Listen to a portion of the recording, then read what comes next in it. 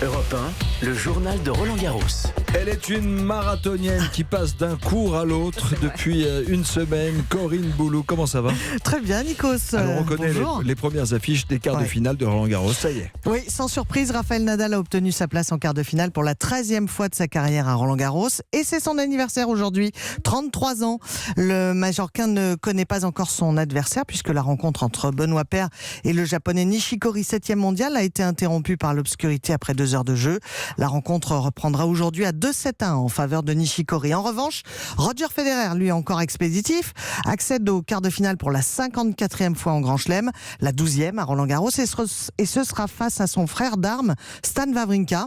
Federer qui ne conserve pas un bon souvenir d'ailleurs de leur dernière confrontation sur la terre battue parisienne, il l'a confié hier au public. Bon, il m'a mis 3-7 en 2015, je crois, la dernière fois quand j'étais ici. Alors j'ai des mauvais souvenirs de ce match-là, mais il avait joué fabuleux avec son short terrible.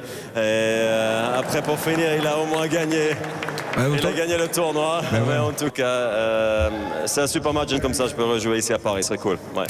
Il avait gagné le tournoi en fait. Il était bien. Avec un short, vous savez, à carreaux, qui était assez étonnant et qui avait retenu l'attention de tout le monde. Alors dans le tableau féminin, Nikos, il ne reste plus que 3 top 10 en compétition. Sloane Stephens, finaliste l'an passé, a éliminé hier l'Espagnole Muguruza, victorieuse il y a 2 ans.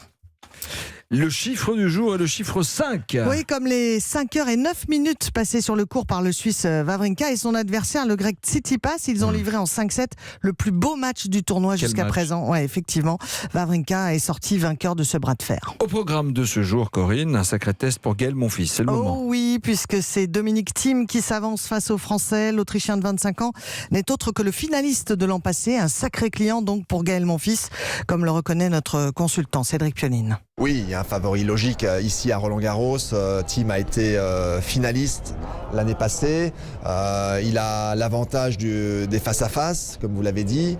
Et donc je crois que c'est vraiment la problématique de Gaël sur ce match, c'est qu'il a un joueur qui tape aussi fort que lui, qui est quasiment aussi fort physiquement, je dirais, et qui a un peu plus de variété et qui arrive à être beaucoup plus offensif à certains moments. Donc oui, c'est une équation qui, sur le papier, avant le match, est compliquée pour le Français. Autre 8e à suivre entre l'Allemand Zverev, 5e mondial, et l'Italien Fognini, récent vainqueur à Monte-Carlo. Le numéro 1 mondial Novak Djokovic affrontera un autre Allemand, Struff, plus inattendu.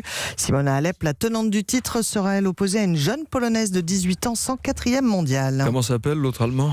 Struff. Struff. Yann Leonard Struff. Bonjour Monsieur Struff, asseyez-vous, je vous en prie.